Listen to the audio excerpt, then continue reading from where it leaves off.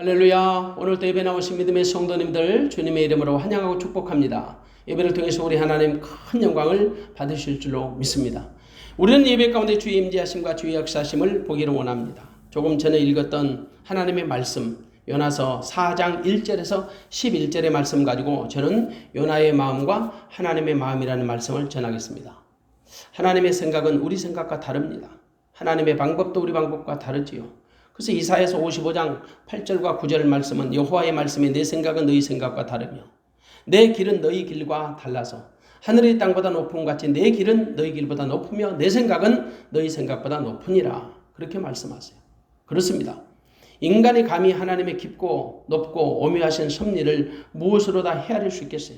이해할 수 없죠.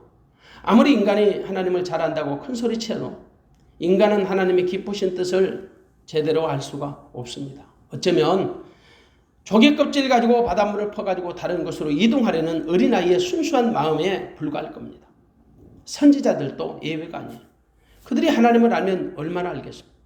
그저 하나님이 알려주시는 범위 내에서 약간의 정보만 가지고 있을 뿐이죠. 그것도 잘못하면 엉뚱한 정보를 가지고 사고치기 했습니다. 그 대표적인 인물 가운데 한 사람이 바로 요나예요. 선지자 요나. 요나는 아미떼의 아들로서 선지자로 부르심을 받고 하나님의 말씀이 그 가운데 임하게 됩니다. BC 8세기경 북이스라엘의 여로보암 2세가 치리할 때 이사야, 미가, 호세아 혹은 아모스 선지자와 동시대를 사역했던 선지자입니다. 요나에게 주어진 최초의 미션, 시대적인 미션이 뭔가? 니느웨 선교입니다. 하나님은 그에게 큰 성읍 니느웨로 가서 회개를 외치라. 한마디로 니느웨 성의 복음을 전파하는 거죠. 근데 그 니느웨가 어디예요? 당시 아수르의 수도 아닙니까? 교만함과 잔인함, 극도의 이기주의에 만연됐던 악독이 심한 그 도시. 무엇보다 아수르는 이스라엘의 철천지 원수 같은 나라죠. 실제로 이스라엘은 BC 721년에 아수르에 의해서 멸망을 당하고 말아요. 그런 나라에 가서 하나님의 말씀을 전하라는 것 결코 받아들이기가 쉽지 않았을 겁니다. 요나가 순종하기 어려운 미션을 받은 거예요. 그래서 요나는 하나님의 말씀에 불순종했습니다. 그리고 니느웨로 가지 않고 다시스로 가는 배를 탔습니다. 도망간 거지요. 완전한 범죄를 그는 꿈을 꿨습니다. 그런데 도망치던 요나가 하나님의 레이다망에 포착이 된 거예요. 하나님이 그 배 안에서 대풍을 만나게 하셨습니다. 요나는 하나님의 레이다망에 보기 좋게 걸려든 거지. 그 대풍의 원인이 요나로 인함이 밝혀졌습니다. 대풍의 문제가 요나로 인하여 일어났다는 사실을 인지했던 사람들 결국은 요나를 바다에 던져야 했습니다. 그것이 하나님의 진노를 풀어준다는 사실을 요나가 스스로 알았기 때문이에요. 근데 여러분 요나를 바다에 던지자마자 거짓말처럼 바다가 잔잔해졌습니다. 폭풍이 멈춘 거죠. 근데 대신 요나는 큰 물고기 속에 들어가서 밥이 되고 말았어요. 아주 특별한 경험을 치러야지. 요나는 알다시피 물고기 뱃속에서 3일 3야 동안 싸워야 했습니다. 당시 상황을 그는 수월의 경지를 체험했다라고 고백을 합니다. 지옥 체험한 거죠. 그러나 여러분 구속사적으로 보면 성육신하신 예수님의 십자가의 죽으심을 통해 사흘 동안의 무덤 사역을 체험한 겁니다. 예표로 보여준 거예요. 그러니까 다시 말해서 예표는 쪽으로 보면 예수 그리스도의 죽으심과 부활을 암시해 주는 것이다. 사실 예수님도 그 표적을 보여달라는 서기관들 바리새인들에게 요나의 표적을 통해서 자신의 부활을 설명해 줬어요. 마태복음 12장 40절의 말씀은 요나가 밤낮 사흘을 큰 물고기 뱃속에 있었던 것 같이 인자도 밤낮 사흘을 땅속에 있으리라. 그렇게 예수님이 비유로 말씀하셨어요. 우리가 요나서를 통해서 배울 수 있는 교훈은 하나님의 사랑이 보편적 사랑이다. 하나님의 사랑은 우리가 생각하는 그런 사랑과는 전혀 다른 차원의 사랑입니다. 하나님의 사랑, 보편적 사랑이면서도 절대적인 사랑. 조건 없는 사랑임에도 불구하고 끝이 없는 사랑. 가장 완전하고 완벽한 사랑이라는 거죠.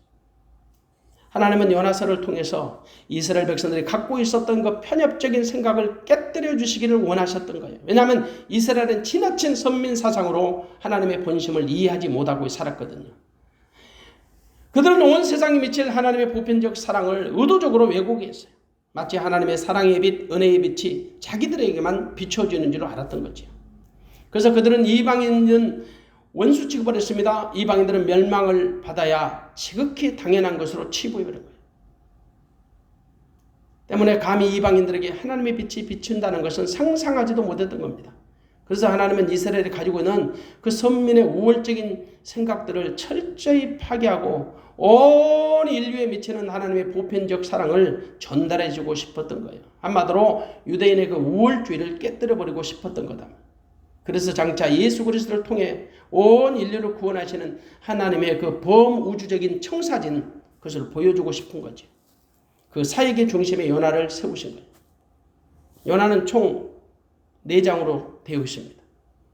먼저 1장에서는 요나의 불순종과 하나님의 징계를 다루고 2장에서는 요나의 회개를 다룹니다. 그리고 3장에서는 니느웨의 범국가적인 회개를 다루고요. 오늘 본문 4장에서는 요나의 마음과 하나님의 마음을 비교해줘요. 결국 요나의 잘못된 마음을 공개해서 하나님의 마음을 알도록 하시는 거죠. 우리는 본문을 통해서 여전히 요나의 잘못된 감정이 변화되지 않고 있음을 보게 됩니다. 하나님과 여러분의 그 접촉이 있었음에도 불구하고 요나는 여전히 고집스러운 자신의 마음을 포기하지 못한 거예요. 그래서 하나님의 마음과 요나의 마음이 상충됨을 보여줘요. 하나님은 니네를 긍휼히 여기신 반면에 요나는 전혀 그런 마음이 없어요. 요나는 니네 사람들이 반드시 죗값을 치러야 한다고 생각했어요. 변함이 없이. 요나는 유대인이거든. 요나는 유대인의 그 편협한 국수주의가 깨뜨려지지 않은 한 절대 하나님의 마음을 가질 수가 없어요. 아니, 하나님의 마음을 갖지 않는 한 인간 요나의 마음은 절대 변하지 않을 것이다. 요나는 선지자로 부르심을 받은 이후에도 그 생각에 변함이 없었어요. 그런 요나에게 니느웨에 가서 그들의 악독을 외치라고요. 그 얼마나 불편했겠어요. 뼛속까지 유대인이고 선민의 그 우월적인 생각에 잡혀있는 요나가 니느웨에 가서 하나님의 말씀을 외친다는 것, 정말 죽음보다 더 고통스러웠을 겁니다. 사실 자신도 나중에 고백하기를 사는 것보다 죽는 것이 낫다라고 불평했거든요. 그만큼 니느웨 선교, 아마 요나에게는 벅찼고 힘이 들었을 겁니다. 그래서 도망을 친 거지. 왜? 니느웨가 싫어서. 결국 다시스로 가는 배에 타서 도망을 치다가 하나님께 붙잡혀서 바다로 던지게 되고 요나는 물고기 뱃속에서 3일 3야 동안 목숨을 건 투쟁적 기도를 하게 됩니다. 그때 그 기도 얼마나 절박했겠어요. 그건 죽느냐 사느냐의 운명을 가르는 그런 급박한 기도죠. 그런데 하나님은 그 요나의 기도를 들어주세요. 왜? 그에게 감당해야 할 사명이 있기 때문에. 하나님은 물고기에게 명령하여 요나를 육지에 토하게 하십니다. 하나님의 전적인 은혜지요. 그리고 다시 요나에게 미션이 주어집니다. 하나님의 말씀이 요나에게 2번째 임한 거예요. 그 미션이 뭐냐? 1차 때와 똑같습니다. 니느웨에 가서 하나님 말씀을 전하라는 거예요. 이번에 요나는 도말하지 않고 니느웨 성으로 들어갔습니다. 그리고 하나님 말씀을 전했습니다. 40일이 지나면 니느웨 성이 멸망한다고, 무너진다고. 아마도 요나는 하나님의 감동으로 폭풍 같은 말씀을 대언했을 거예요. 그래서 니느웨 사람들의 반응이 아주 특별했던 겁니다. 하나님의 말씀의 능력이 니느웨 성을 강타한 거죠. 그들의 회개 속도가 얼마나 빨랐는지 몰라요. 얼마나 진지했는지 몰라요. 온 백성들이 하나님을 믿고 금식을 선포했습니다.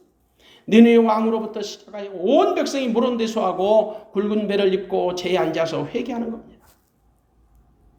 심지어 그들의 금식 사람만이 아니었어요. 짐승이나 소떼나 양떼 같은 모든 생명체로까지 확대된 거예요.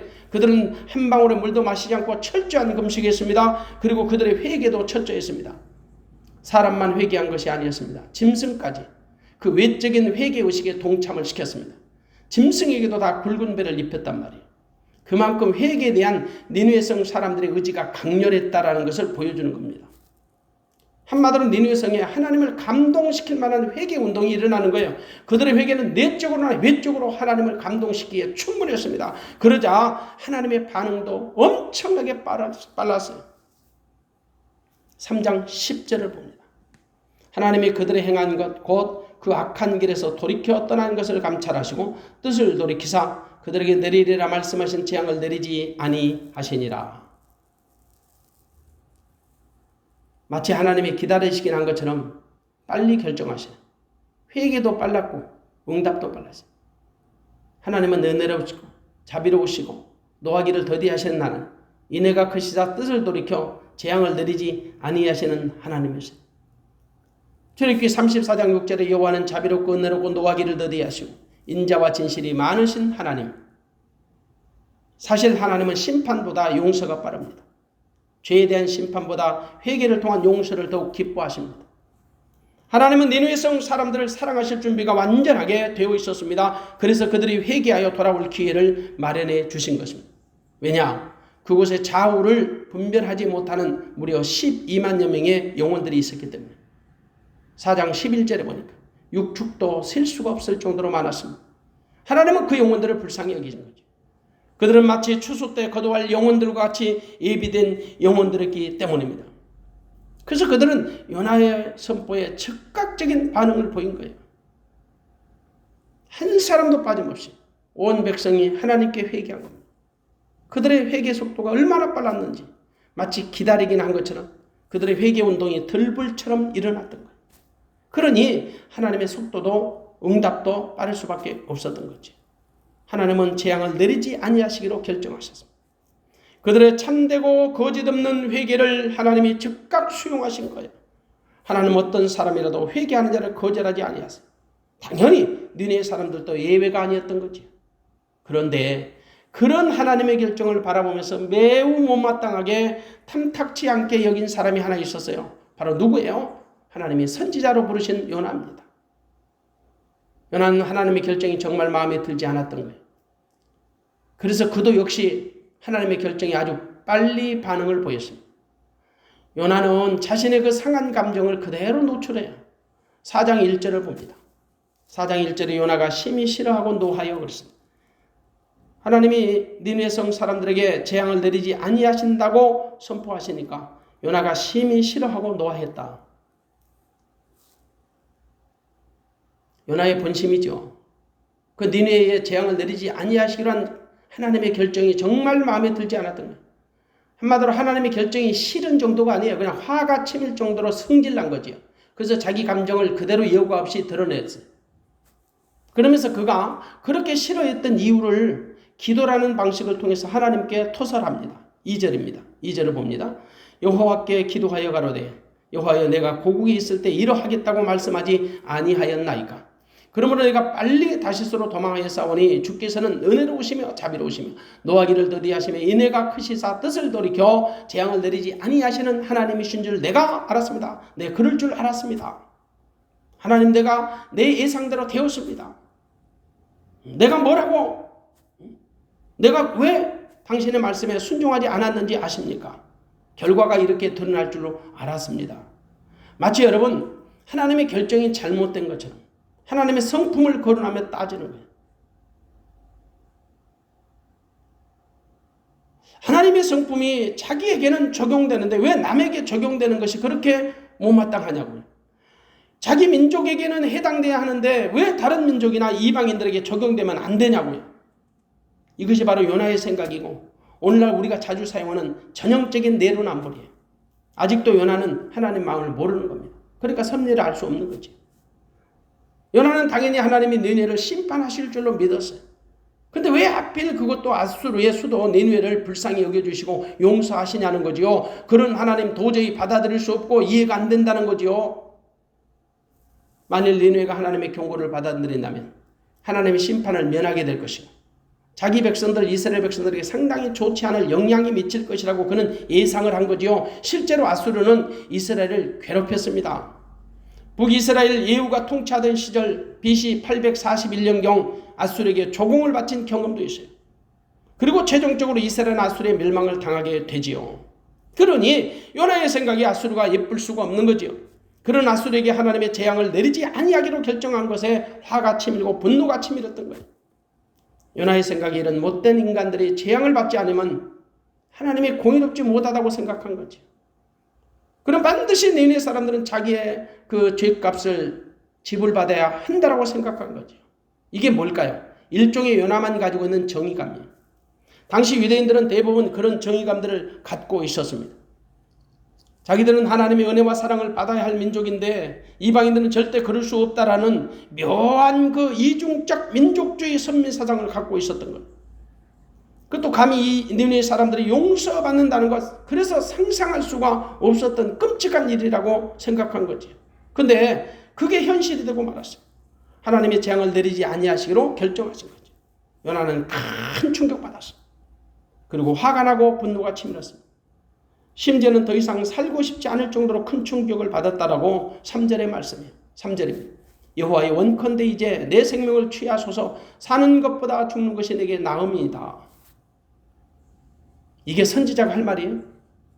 하나님 몰라도 너무 모르잖아요. 이것이 당시 선지자 요나의 수준이에요. 이렇게 무지한 사람을 선지자로 발탁하신 하나님의 마음은 오죽하시겠는가. 얼마나 아프셨을까. 물론 여러분, 이것은 요나만의 문제가 아니에요. 이 모습이 바로 오늘 우리 시대를 살아가는 우리들의 자화상이고 우리의 모습이에요. 우리의 수준이라. 그래서 바로 내가 요나입니다. 내가 요나입니다. 요나가 요나입니다. 요나가 요나입니다. 내가 요나라는 거죠. 요나는 유대인이에요. 자기 민족 이스라엘 누구보다 사랑하는 국수주의자, 민족주의자죠. 요나 생각엔 하나님의 은혜, 하나님의 사랑, 하나님의 용서, 자기 백성들에만 주어지는 특권이라고 생각했어요. 그런데 요나는 아주 특별한 것을 보게 되었습니다. 하나님이 이방인들에게도 관심을 갖고 계시다는 걸, 니느웨 사람들도 사랑하고 계시다는 것을 본 거예요. 지금까지 요나는 하나님은 이방인에게 어떤 관심이나 사랑을 드러내지 아니하시는 하나님인 줄로 착각한 거죠. 선지자로 부르심을 받았음에도 불구하고 여전히 그런 생각은 변함이 없었어요. 그 고리타분한 생각이 바뀌지 않는 거예요. 그런데 하나님이 니느웨 사람들에게 관심을 갖다니, 그리고 그것마저도 용서하여 재앙을 내리지 아니하신다라고 생각하니까 이게 복장이 터진 거죠. 도저히 요나는 그런 하나님의 섭리를 이해할 수가 없었던 겁니다. 하나님이 니느웨 성에 재앙을 내리지 않는 결정 받아들이기 힘든 거예요. 이것이 바로 선지자 요나의 본심이에요. 결론적으로 말씀드리면 요나는 아직도 유대 민족주의 율법의 옷을 벗지 못한 자입니다. 그의 마음, 생각, 신앙의 모든 것이 여전히 유대 율법주의 틀에 갇혀 있었던 거예요. 한마디로 율법의 하나님은 안다라고 자부할지 모르지만 복음의 하나님이 그 안에 안 계신 거죠. 복음의 하나님은 몰랐던 거죠. 그는 선지자로 부름을 받았지만 여전히 유대주의자예요. 이스라엘의 민족주의자에 불과했던 겁니다. 그러나 그 율법의 옷을 벗지 못하면 절대 하나님의 마음을 알 수가 없어요. 비록 선지자라 할지라도 하나님의 마음을 모르면 하나님의 뜻을 알 수가 없는 거예요. 그가 하나님의 뜻을 알려면 먼저 하나님의 마음을 가져야 합니다. 하나님의 마음을 가지려면 하나님의 말씀을 받아들여야 합니다. 하나님의 말씀을 받아들이는 것은 복음을 영접하는 것입니다. 복음을 믿는 것입니다. 복음을 믿어야 하나님의 마음을 알고 하나님의 뜻을 이해할 수가 있는 것입니다. 물론 구약 성도들에게 복음은 하나님의 입에서 나오는 말씀을 믿는 것입니다. 신약 성도들에게 복음은 말씀이 육신을 입고 우리 가운데 오신 예수를 그리스도로 영접하는 것입니다. 둘 다 복음을 믿는 것입니다. 그러므로 복음을 믿어야 하나님의 마음을 알 수가 있습니다. 그렇지 않으면 하나님의 마음을 전혀 알 수가 없지요. 왜? 하나님의 마음은 복음 안에 있거든요. 예수님은 지금 내 안에 새 언약의 중보자로 오셔서 복음이 되신 분이세요. 그래서 우리가 예수님의 마음을 알아야, 예수님의 마음을 가져야 복음의 선지자로 거듭난 겁니다. 복음의 선지자가 되어야 하나님의 마음을 알게 됩니다. 다시 말해서 유대인 선지자가 아니라 복음의 선지자로 거듭나야 하나님의 마음을 안다는, 유대인 선지자가 아니라 복음의 선지자. 다시 말해서 율법의 선지자가 아니라 복음의 선지자로 거듭나야 하나님의 뜻을 알 수가 있다는 것입니다. 그러므로 유대인 요나가 아니라 선지자 요나로 변화되어야 합니다. 그래서 하나님은요, 그 요나의 옷을 벗기는 작업, 율법에 매여있는 요나의 옷을 벗기는 작업을 시도하시는 거예요. 우리가 여기서 절대 잊어서는 안 될 것이 하나 있습니다. 하나님의 일꾼은, 하나님의 사람은 만들어진 것이 아니라 만들어져 가는 것이다. 하나님의 일꾼은 연약하고 미미하지만 하나님으로부터 부르심을 받아 하나씩 하나씩 만들어져 가는 것이다. 이른바 하나님으로부터 부르심을 받아 양육과 훈련을 통해 하나님의 일꾼으로 만들어져 가는 중이에요. 언제까지? 주님 나라 갈 때까지. 영원 천국에 들어갈 때까지. 육신의 장막이 무너질 때까지. 근데 대부분의 성도들은 하나님의 일꾼이 만들어진 일꾼이라고 착각을 해요. 그래서 교회 앞에도 일꾼을 세울 때 그런 사람들을 찾고 고릅니다. 착각하면 안 돼요. 절대 만들어진 일꾼 없습니다. 지금도 여전히 만들어져 가는 일꾼들이죠. 성전은 지어져 가는 겁니다. 진행형입니다. 내 자신을 보면 금방 이해가 될 겁니다. 나 같은 사람도 완벽하지 못하지요. 그런데 나도 지금도 여전히 만들어져 가는 중이에요. 하나님의 일꾼, 하나님부터 부르심을 받고 세움을 이어서 거기에 합당한 일꾼들로 만들어져 가는 중이죠. 그래서 완전한 일꾼이 없다는 거예요. 절대 그런 일꾼 기도하지 마세요. 지금도 하나님의 일꾼은 지금도 세워지고 만들어져 갑니다. 우리도 마찬가지. 여전히 미숙한 우리들을 성숙한 자로 인도해 가시는 중이에요. 불완전한 우리를 그리스도의 완전함으로 이끌어가는 중이라고요. 요나도 다르지 않았어요. 그가 비록 선자로 부르심을 입고 세움을 받았지만 여전히 달라지지 않았어요. 그의 마음, 그의 생각, 그의 믿음, 그의 행동, 선지자로 부름을 받기 이전과 다를 바가 없었겠지요. 한마디로 유대인들이 가지고 있는 고정관념을 내려놓지 못한 거예요. 그런 요나의 그 율법주의 옷을 하나님이 하나씩 벗기기 시작하세요. 요나의 그 굴절되고 왜곡된 마음을 하나님이 보게 하시는 거예요. 그리고 그의 모난 부분을 하나님의 말씀의 정과 꿀로 다듬어 가시는 거죠. 이른바 하나님이 기대하시는 선지자 요나를 훈련해 가시는 거예요. 당연히 요나가 하나님의 목적에 합당한 선자가 되려면 먼저 하나님의 마음을 입어야 합니다. 하나님의 마음을 모르면 절대 하나님 일 못해요. 그냥 직업적인 선지자 노릇은 할 수 있을지 모르지만 하나님이 원하시는 선자는 결코 될 수 없는 거죠. 그래서 하나님은 요나를 하나님의 선지자로 교육을 하시고 양육을 해 가시는 겁니다. 요나의 마음을 깨뜨려 주시고 하나님의 마음을 품게 하시는 거죠. 그러므로 하나님은 먼저 요나의 마음을 보게 하십니다. 요나의 마음을 드러내게 하시는 거죠. 요나를 위해서 그래서 특별한 프로그램을 준비하셨어요. 하나님이 요나에게 먼저 질문하십니다. 본문 4절입니다. 여호와께서 이르시되 너의 성냄이 어찌 합당하냐 하시니라. 내 왜 성질 부리냐 이런 말이죠. 요나는 니느웨에 재앙을 내리지 아니하시기로 결정하신 하나님 앞에 성질을 부렸다고요. 하나님 차라리 죽는 것이 낫다고. 마치 철부지 어린아이처럼 징징거렸죠. 왜 그럴까요? 하나님의 마음이 없어서 그래요. 하나님의 마음을 갖지 못해서 그래요. 하나님의 마음이 없으면 다 이래요. 로마서 9장 20절에 보니까 하나님의 마음을 한번 로마서 9장 20절을 통해서 우리가 하나님의 마음을 한번 가져봅시다. 느껴봅시다. 이 사람아 네가 뉘기에 감히 하나님을 실문하느냐. 지음을 받은 물건이 지은 자에게 어찌 나를 이같이 만들었느냐 말하겠느냐. 이 사람아 네가 뉘기에 감히 하나님을 이러쿵저러쿵 실문하냐. 지음받은 물건이 지은 자에게 어찌 나를 이같이 만들었냐고 말하겠느냐. 여러분 하나님의 마음이 안 되면 누구나 다 이래요. 선지자라도 다르지 않아요. 하나님의 질문에 감히 요나가 무슨 말을 하겠습니까? 입이 10개라도 할 말 없는 거죠. 하나님이 요나의 종곡을 찌르신 거예요. 요나의 마음의 상태를 드러내신 거예요. 그만큼 요나는 하나님의 마음이 안 돼 있었어요. 하나님의 마음을 몰랐던 거죠. 그냥 자기 마음이 원하는 대로 말하고 행동했던 거예요. 그럼에도 불구하고 요나는 하나님께 죄송한 마음을 갖기보다는 다소 엉뚱한 행동을 해요. 한번 5절을 봅니다. 요나가 성에서 나가서 그 성 동편에 앉되 거기서 자기를 위하여 초막을 짓고 그 그늘 아래 앉아서 성읍이 어떻게 되는 것을 보려 하니라. 요나가 니느웨 성 동편으로 갔습니다. 그리고 그곳에 자리를 깔고 앉아서 초막을 지었습니다. 누구를 위해서? 자기를 위해서. 초막을 지은 이유는 장차 그 니느웨 성이 어떻게 되는지를 확인하고 싶었던 거예요. 진짜 하나님이 니느웨 성에 재앙을 내리지 아니하신 뒤 자기 눈으로 똑똑히 확인하고 싶었던 거예요. 혹은 그래도 설마 하나님이 40일이 지나면 니느웨를 심판하지 않을까라는 그런 불편한 기대감을 갖고 있었을 겁니다. 아마도 요나는 은근히 니느웨를 향한 하나님의 심판을 바라고 있었던 것이 분명합니다. 이처럼 하나님의 마음이 안 되면 사악한 인간의 한계를 벗어나지 못하는 겁니다.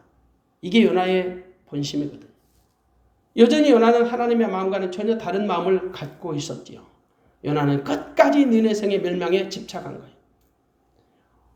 혹시 니느웨 사람들이 위선적인 회개를 해서 하나님부터 재앙을 당할 수도 있다라는, 또 당할 수 있을는지 모른다는 그 불편한 희망을 갖고 있었던 거지요. 아니면 그 사이에라도 하나님의 마음을 돌이켜서 니느웨를 심판하실지 모른다는 그 선민의 이상한 기대감을 갖고 있었을는지 몰라요. 아무튼 요나 그 유대주의 정의감을 가지고 니느웨 성의 결국을 지켜보기로 한 겁니다. 한마디로 선지자적 정의감을 가지고 그것도 하나님이 약속하신 40일 동안 그곳을 떠나지 않고 지켜보기로 한 거예요. 마치 불난 집에 불구경하는 것처럼. 이 잘못된 정의감들, 선지자에게도 있었지만 믿는 우리에게 어쩌면 우리를 괴롭히는 일종의 좋지 않은 겁니다. 누가복음 15장에 보면 그 탕자의 비유가 나옵니다. 그 비유는 유대주의적인 그릇된 정의감을 보여주는 좋은 예입니다. 집 나갔던 탕자가 허송세월을 보내고 아버지 집으로 돌아옵니다. 그때 아버지는 죽었다가 살아온 아들로 인해서 너무너무 기뻐요. 돌아온 둘째 아들을 끌어안고 입을 맞춥니다. 제일 좋은 옷을 입힙니다. 손에 가락지를 끼워줍니다. 발에 신발을 신겨줍니다. 그리고 동네 사람들을 초청하여 살진 송아지를 잡고 잔치를 배설합니다. 근데 그 일을 아주 마땅하게 탐탁지 않게 지켜보는 사람이 하나 있었죠. 누구예요? 맏아들이에요. 그 역시 아버지 못지않게 기뻐해야 할 텐데 그의 반응이 영 시큰둥합니다. 아니 시큰둥하는 정도가 아니라 아버지를 가르치듯이 따져요. 자기는 한 번도 여러 동안 아버지를 섬기면서 말썽 한번 부리지 않았답니다. 근데 아버지가 염소새끼 한 마리도 잡아준 적이 없대요. 근데 왜 집을 나가서 재산을 탕진하고 화랑방탕한 세월을 살다가 돌아온 동생을 위해서 살찐 송아지를 잡아주느냐는 겁니다. 일종의 자기만의 정의감으로 꼬라지를 부른 거죠. 맏아들은 아버지의 마음을 전혀 알지 못했던 거예요. 사실 교회는 이런 사람들 때문에 상처받는 사람들이 얼마나 많은지 몰라요. 지나치게 정의로운 사람들, 정의감을 따지는 사람들이 분명히 교회 안에 많거든요. 그들의 눈에는 사랑보다 정의가 더 크게 보여요. 하나님의 마음이 없어서 그래요. 하나님의 마음을 갖지 못하면 하나님의 사랑보다 공의와 정의를 더 앞세우게 돼요. 물론 사랑도 하나님의 성품, 공의도 하나님의 성품이에요. 둘 다 하나님의 마음이에요. 그런데 공의는 율법에 기초하는 마음이에요. 사랑은 복음에 기초하는 마음이죠. 두 성품의 성격이 달라요. 사용하는 용도가 달라요. 근데 사실 따지고 보면 우리는 하나님의 공의를 사용할 권한이나 자격이 없는 사람들이에요. 어떤 인간도 하나님보다 정의로울 수 없고 공의로울 수 없잖아요. 그래서 어떤 사람도 함부로 공의나 정의의 칼을 무자비하게 사용하면 안 돼요. 지나치게 정의감을 주장하는 사람들은 위험합니다. 사실 그런 사람들 때문에 많은 사람들이 마음에 깊은 상처를 입어요. 요나도 역시 그 정의감에서 자유로울 수가 없었어요. 그래서 니느웨 성이 장차 어떻게 될 것인지 지켜볼 생각이었던 겁니다. 그의 생각은 과연 니느웨 성이 어떻게 무너지는가를 보고 싶었던 거죠. 하나님은 그런 요나의 마음을 요나 스스로 보여주고 싶었던 겁니다. 그래서 시청각 도구를 활용해서 시청각 교육을 하십니다. 6절입니다. 하나님 여호와께서 박넝쿨을 준비하사 요나 위에 가리우게 하셨으니 이는 그 머리를 위하여 그늘이 지게 하며 그 괴로움을 면케하려 하심이었더라. 요나가 박넝쿨을 인하여 심히 기뻐하였더니 하나님의 벌레를 준비하사 이튿날 새벽에 그 박넝쿨을 씹게 하심에 곧 시드니라. 하나님은 요나의 그런 마음을 요나에게 보여주고 싶었는 거예요. 그래서 교육을 하시는데 시청각 교육이에요.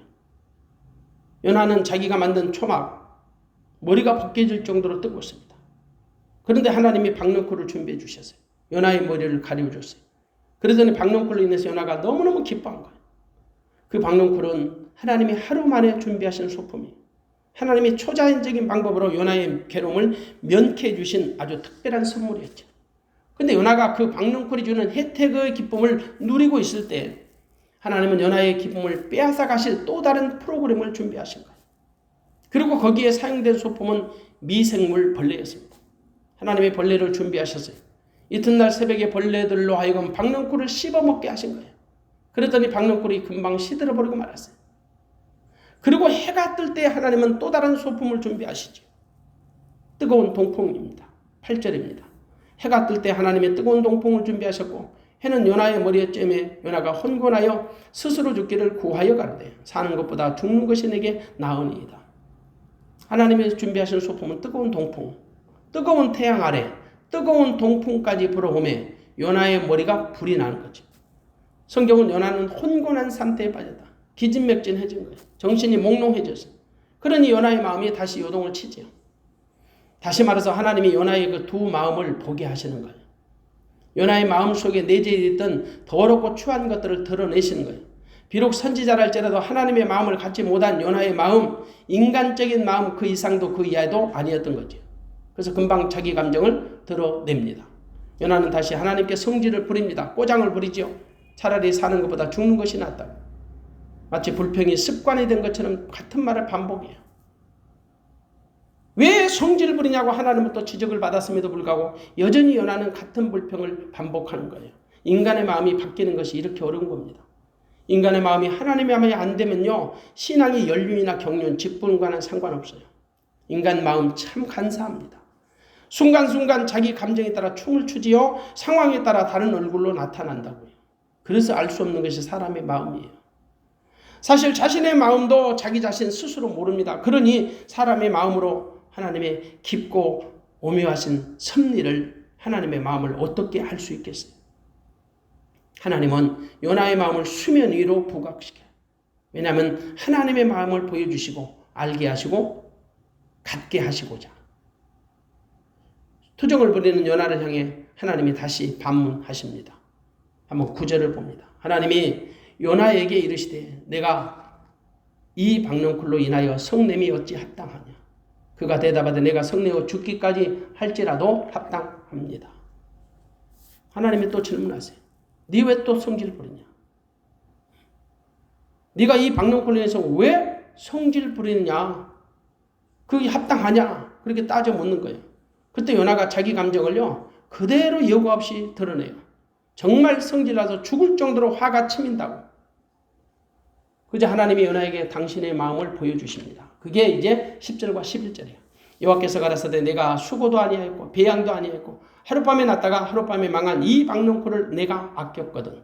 하물며 이 큰 성읍 니느웨는 좌우를 분변치 못하는 자가 12만여 명이요 육축도 많이 있나니 내가 아끼는 것이 어찌 합당치 아니하냐. 그렇습니다. 사실 요나는 그 박넝쿨을 인해 어떤 수고도 안 했습니다. 자기가 배양한 것도 아닙니다. 하나님이 주신 자연의 혜택을 공짜로 누리고 기뻐했을 뿐입니다. 그런데 자기 마음에 들지 않는다고 마치 자기가 주인이나 되는 것처럼 꼬라지 부린 거예요. 성질을 부린 거죠. 어쩌면 앞으로 40일 동안 박넝쿨 없이 살아갈 것 생각하니 암담하고 열이 받아서 그랬을 겁니다. 아마도 모든 인간들이 대부분 그러할 겁니다. 하나님은 당신의 마음을 요나에게 전달하세요. 하나님이 요나에게 물으십니다. 네가 하룻밤에 났다가 하룻밤에 망한 이 박넝쿨을 아꼈거든. 내가 니느웨 성읍에 있는 영혼들을 아끼는 것이 합당치 아니야. 감히 어떤 인간이 하나님의 마음을 알겠어요? 하나님의 깊고 오묘하신 그 높은 마음을 무엇으로 헤아릴 수 있겠어요? 사실 부모의 마음과 자식의 마음은 달라요. 근본이 다르다고요. 하물며 하나님의 마음과 인간의 마음이 어떻게 비교가 되겠어요? 하나님의 마음은 지구촌에 가는 모든 사람이 예수를 그리스도로 믿어 하나님의 자녀가 되는 것입니다. 한마디로 세상을 사랑하신 하나님이 세상을 죄로부터 구원하시는 마음밖에 없어요. 하나님은 세상을 사랑하시는 분이세요. 각 나라와 족속과 이방인이 모든 죄인이 하나님 앞으로 돌아와서 하나님의 자녀가 되는 것을 소망하시는 거지요. 하나님의 그런 마음을 미련한 우리 인간이 어찌 알겠습니까? 그러므로 자기 마음으로, 내 마음으로 하나님의 마음을 판단하거나 왜곡하면 안 됩니다.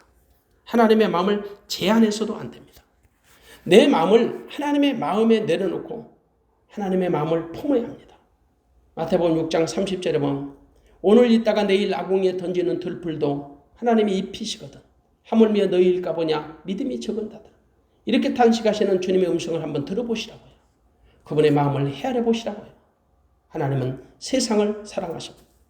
무엇보다도 하나님 앞으로 돌아오는 모든 영혼들 한 사람도 거절하지 아니하시고 적극적으로 사랑하세요. 그래서 우리는 하나님의 마음을 가지하는 거예요. 교회도 하나님의 마음을 가지하는 거예요. 목사와 성도 한결같이 하나님의 마음을 가지고 살아요. 근데 과연 내 안에 하나님의 마음이 되어 있는지 여부를 우리가 스스로 점검해 봐야 합니다. 하나님의 마음은 그리스도 예수 우리 주 안에 있는 마음이지요. 교회의 머리 되신 주님으로부터 내 안에 주님의 마음이 부어질 때 우리는 하나님의 말씀을 알 수가 있습니다. 결코 신앙의 연륜이나 경륜, 직분에 연연하지 마시고 과연 내 안에 주님이 계시는지 여부를 오늘 스스로 점검해 보시길 바랍니다. 그런 차원에서 저는 고린도후서 13장 5절의 말씀을 제가 읽어드리고 말씀을 정리하려고 합니다. 고린도후서 13장 5절에 너희가 믿음에 있는가 너희 자신을 시험하고 너희 자신을 확정하라. 예수 그리스도께서 너희 안에 계신 줄을 너희가 스스로 알지 못하느냐? 그렇지 않으면 너희가 버리운 자니라. 반드시 여러분의 마음판에 새겨서 스스로 날마다 매일 우리 자신의 그 구원 점검을 해보시기 바랍니다. 그렇습니다. 빌립보서 2장 5절의 말씀 주님이 하십니다. 너희 안에 이 마음을 품으라. 곧 그리스도 예수의 마음입니다. 우리 안에 예수 그리스도의 마음을 품으라는 겁니다. 이 마음을 가져야 합니다. 그것은 주님을 나의 주, 나의 왕, 나의 생명, 나의 전부로 영접하는 것입니다. 그 영접하면 머리 대신 주님으로부터 내 마음과 생각이 지배를 받습니다. 하나님의 마음으로 내 마음과 생각이 다스려진다는 것입니다. 이른바 그분의 통제 아래 들어가는 것입니다. 그러므로 그런즉 이제 내가 산 것이 아니라 내 안에 그리스도 예수께서 사시는 것입니다. 그것만이 하나님의 마음입니다. 사랑하는 여러분, 우리가 하나님의 자녀가 되었고 하나님의 일꾼으로 부르심을 받았다 할지라도 결코 우리 안에 그리스도 예수의 마음이 되어 있지 아니하면 하나님의 본심을 알 수가 없고요. 하나님의 마음이 없다면 하나님의 일을 감당할 수 없습니다. 여러분, 내 안에 그리스도 예수가 성전을 삼고 계심으로 말미암아 그분이 내게 주시는 마음과 생각으로 사는 사람, 그래야 그 주님으로부터 내가 하나님의 마음을 온전히 받아서 하나님의 영광을 돌리며 살아갈 수 있도록 날마다 예수 그리스도가 나와 함께 하나님의 생명으로 살아갈 수 있도록 역사해 주실 줄로 믿습니다. 우리 모두 주님의 마음 품으셔서 하나님의 크고 오묘하신 마음의 섭리를 깨달아 하나님이 기뻐하시는 거룩한 하나님의 자녀들로 믿음의 사명을 잘 감당하시기를 주님의 이름으로 축원합니다. 기도하겠습니다.